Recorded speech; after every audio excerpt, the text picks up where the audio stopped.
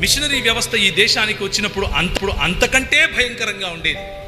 అయిన సువార్త ఏంటి అని అంటే, ప్రతి ఒక్కడు వాడు కుష్ఠరోగైనా సరే వాడిని పూడ్చిపెడుతున్నారు. అది తప్పు. వాడికి బ్రతికే హక్కు ఉంది. వాడు దేవుని స్వరూపంలో ఉన్నాడు, దేవుని పోలికలో వాడు చేయబడ్డాడు అని చెప్పినటువంటి భావజాలం క్రైస్తవ భావజాలం. మనం ఏం చేశాం ఈ దేశానికి అని ప్రశ్నించే వారికి ఈ మాట చెప్పండి.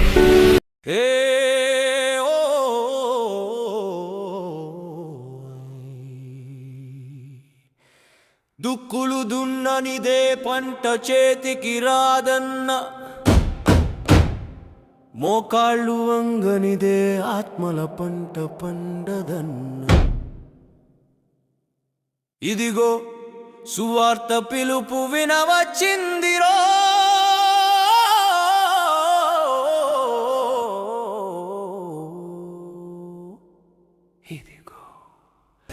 మారిపోదాం. 2020లో చావు అంచుకెళ్ళొచ్చాం కరోనా దెబ్బకి.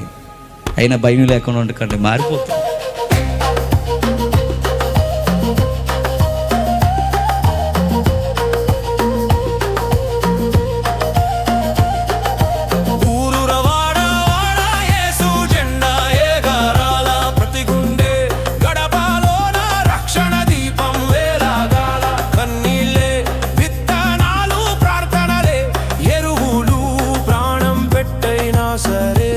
ఆత్మలను గెలవాలా? ఓ సువార్త సైనికుడా, అలసిపోతే ఎట్టాగా? సిలువ భారం మోసి నోడు నీ కంటే ముందుండగా.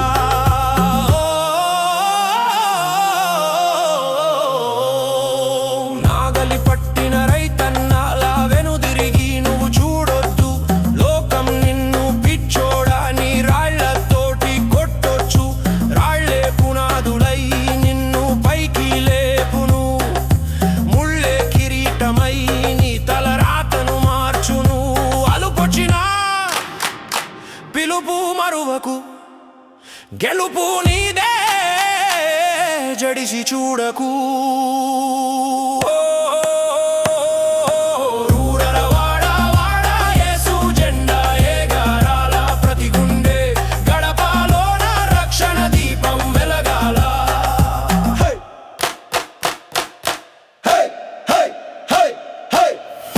కానీ వారు పోరాడారు, అయినా కానీ వారు ప్రాణాలు సైతం తెగించి పోరాడారు.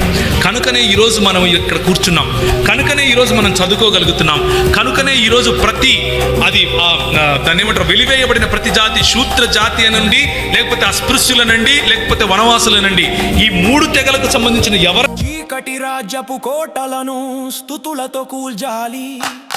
సాతాను గాడి కోరలను వాక్యంతో పీకాలి. రక్తము చిందిన నేల మీద సువార్త పంట పండుద్ది.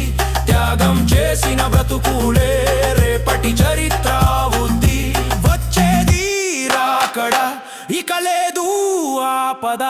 సిద్ధపడు, సిద్ధపరచు, సమయం లేదురా సోదరా.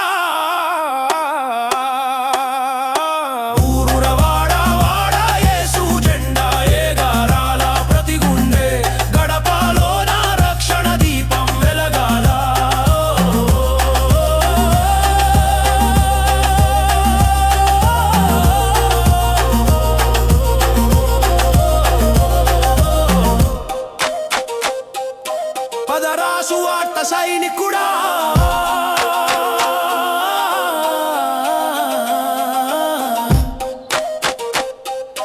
పదరా క్రీస్తు సాక్షిగా.